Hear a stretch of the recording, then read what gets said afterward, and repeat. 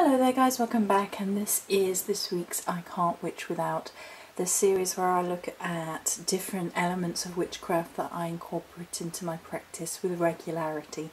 This series, as always, is not to say that you cannot witch or cannot be a witch without any of the items. They are just items that I regularly use. So this week is Silver Birch, which is one of my absolute favourite trees to work with. We're going to cover the meanings from the Encyclopedia of Magical Herbs by Scott Cunningham, as well as the Compendium Herbal Magic by Paul Beryl. And then we're going to talk about the Ogham and my experiences with the Silver Birch. So in short, we have the Ogham itself, as well as the Ogham card, silver birch leaf and sort of twig from one of my silver birches nearby, and then some of the bark, most of which was a gift from Diane. So, from Cunningham's book, Folk Names, Beer, Bereza, Burke, Beth, Belair, Lady of the Woods. Gender feminine, planet Venus, element water, deity Thor, which is interesting. Powers: protection, exorcism, purification. Magical uses: birch twigs have been used to exorcise spirits by gently striking possessed people or animals, since the birch is a purification or cleansing herb. The tree is also used for protection, and the Russians used to hang a red ribbon around the stem of a birch to rid themselves of the evil eye. The birch also protects against lightning.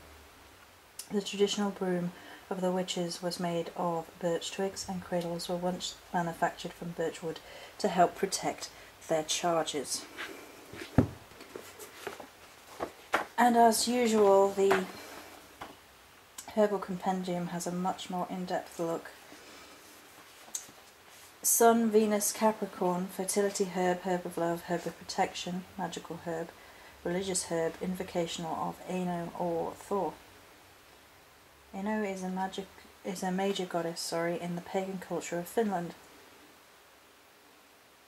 I have no idea how to pronounce this name. Wanamonian, much older but a very powerful hero, one of the three heroes of Kalevala, desires her hand in marriage. He enters a contest with her brother, Youkahainen. During their fight, Ano escapes by swimming away to safety to sit upon a large rock, removed from the storm created by the contest between the two men. The storm becomes so intense that it shakes the rock and she tumbles into the sea. She is transformed into nature itself.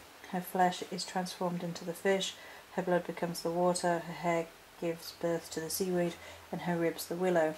After her death, the animal world was so sorrowed that the cuckoos took refuge in the mountain forest of birch, where their song of love and sorrow lasts throughout the ages.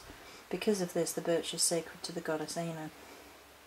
Graves writes of a custom in rural Britain which a girl offers her desired partner a piece of birch as a sign that he may begin wooing her.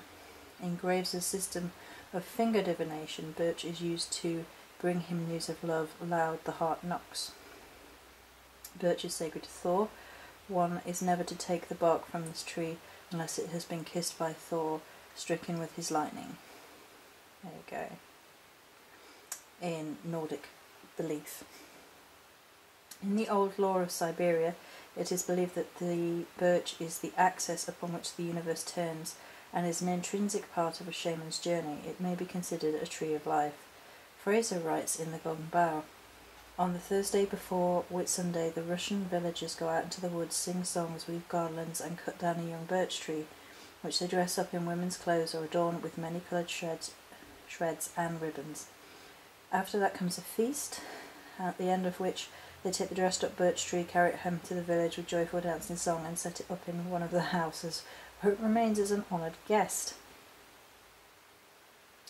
Graves presents a system in which the months are corresponded to the sacred trees of Europe. The birch tree, the tree of inception, driving out evil spirits, corresponds to the time when the sun moves through Capricorn. Birch is the letter B in the tree alphabet. Grave corresponds the birch with sun and Sunday.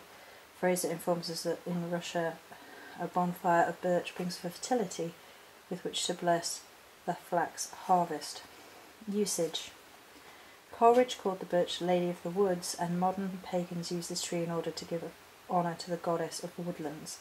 A circular grove of birch trees is among the most magical sites in sacred woodlands. The taking of birch is forbidden in the folklore of certain cultures, as we saw with Nordic culture. A small piece of parchment, using silver birch bark as parchment, may be used to express your interest in another. May be used in any magical way to provide protection or to banish negativity. Thin birch branches were once used as switches to beat those who were driven infirm in the belief that evil spirits were being driven away. A cruelty which had nothing to do with this beautiful tree and everything to do with human ignorance. Graves tells us that birch rods are also used in rustic rural rituals for driving out the spirit of the old year. So there you go, that's from the Herbal Compendium. This is the Herbal Compendium in case people are wondering. There we go. Right, so it's the first Ogham, and it is one of the most potent, powerful and beautiful Ogham that I have ever worked with. The meanings for the Ogham are new beginnings, bringing change, birth of new ideas, general good fortunes, fresh start, renewal and birth.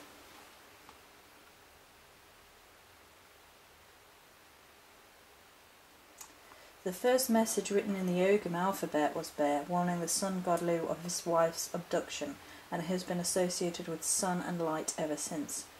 Also traditionally used in witches' brooms. So there's the Celtic association with the god Lu. And from the Celtic Tree Oracle, every year has a new start, and so does the ancient Celtic year. It begins on the 1st of November, after the celebration of Samhain. The Celtic year has 13 lunar months, each named after the name of a tree. The first is the white-stemmed birch. In Manin, the Isle of Man, off the west coast of Scotland, criminals were ceremonially birched in order to drive out evil influences.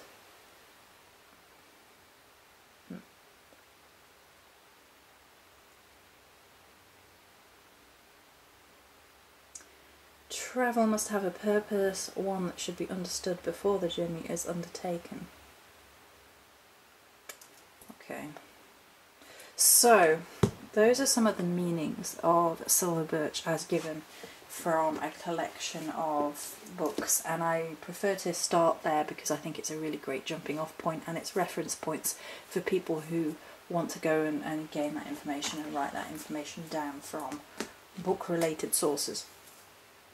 So then I'm going to talk now about my feelings on the silver birch. I think as an Ogham and as a tree itself, it has been there for me my entire life. I remember connecting very much so to many silver birches, and I have always been around silver birches. No matter where I have lived, there has been at least, you know, a solitary silver birch, and here is no exception. There's one in my landlord's next door's garden, and it's huge and massive and beautiful, and it definitely has a divine feminine feel to me. In Celtic lore it can be associated and is associated with the Celtic god Lu, but for me it's always had much more of a feminine energy to it, and that's just from personal connection.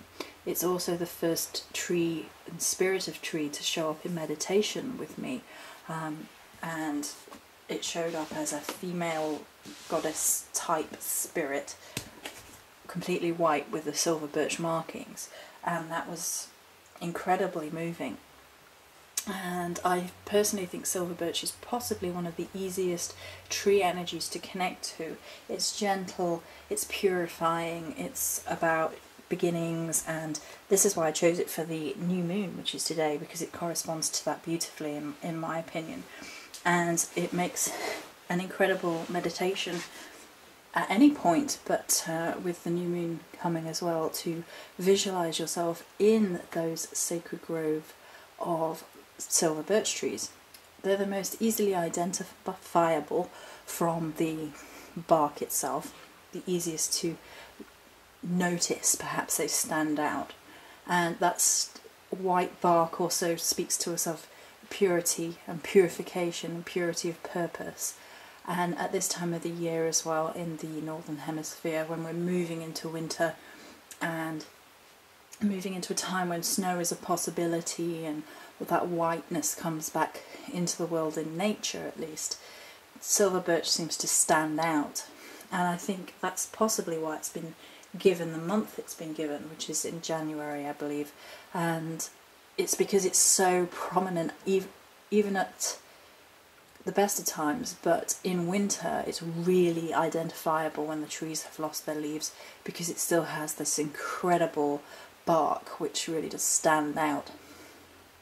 And in magical purposes, as was briefly mentioned, it makes the most incredible paper, which makes it so wonderful in all sorts of magic, in all sorts of petitioning, and to do with writing, the magical act of writing something down and petitioning the universe for it, and creating that on a natural substance such as silver birch bark gives it something incredibly magical in feeling.